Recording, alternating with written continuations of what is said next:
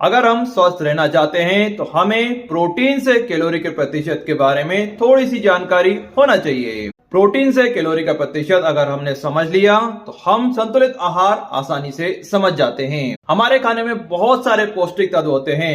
3 ऐसे पौष्टिक तत्व होते हैं जिनसे हमें कैलोरी मिलती है। इनके नाम होते हैं प्रोटीन, कार्बोहाइड्रेट और फैट।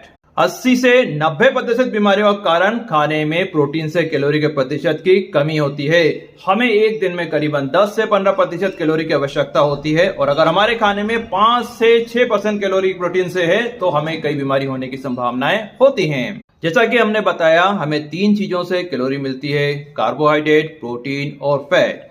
कार्बोहाइड्रेट से हमें करीबन 60 से 70% कैलोरी की आवश्यकता होती है, फैट से हमें 20 से 25% कैलोरी की और प्रोटीन से 10 से 15%। शुरू में जब हम इसको समझने की कोशिश करेंगे तो ये बहुत कठिन लगेगा, लेकिन एक बार अगर हमने समझ लिया तो ये बहुत ही आसान है। हमारे खाने में प्रोटीन की मात्रा अगर सही है या फिर हमें जितनी मात्रा चाहिए उससे भी ज्यादा है, लेकिन प्रोटीन से कैलोरी का प्रतिशत अगर कम है तो हमें प्रोटीन कम मिलेगा। इसको हम क्रिकेट के उदाहरण से समझने की कोशिश करते हैं। एक बैट्समैन पिच पर कितनी देर खड़ा रहा उससे मायने नहीं रखता है, ये मायने रखता है कि उनको स्ट्राइक कितनी मिली। या फिर अगर किसी बैट्समैन को 9वें या 10वें नंबर पे उतारा गया है तो उन्हें बैटिंग करने का मौका कम मिलेगा। तो हमें प्रोटीन को मौका देना होगा बैटिंग करने के लिए। इसलिए हमें यह पता होना चाहिए कि प्रोटीन की मात्रा के साथ साथ प्रोटीन से कैलोरी का प्रतिशत भी सही होना चाहिए। इसको हम एक और उदाहरण से समझेंगे। एक गेहूं की रोटी में करीबन 10% कैलोरी प्रोटीन से होती है।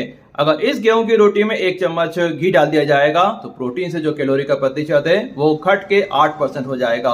और इसी रोटी को अगर आप घी या तेल में तलते हैं तो प्रोटीन से जो कैलोरी का प्रतिशत है वो घट के 5% हो जाएगा। इसी पूड़ी को अगर हम मीठी पूड़ी बना देंगे तो प्रोटीन से कैलोरी का प्रतिशत घट के 2% भी हो जाता है। तो याद रखिए, अगर हमारे खाने में तेल, घी और शक्कर की मात्रा ज्यादा है तो प्रोटीन से कैलोरी का प्रतिशत कम होने लगेगा, और अगर तेल, घी और शक्कर की मात्रा सही है तो प्रोटीन से जो कैलोरी का प्रतिशत है वो सही रहेगा। अगर हम बहुत देर तक एक्सरसाइज करते हैं या काम करते हैं तो कैलोरी की जो जरूरत है वो बढ़ जाएगी, और अगर हम इसी वक्त खाने की जो मात्रा है उतनी ही रखते हैं तो प्रोटीन से कैलोरी का प्रतिशत बढ़ेगा।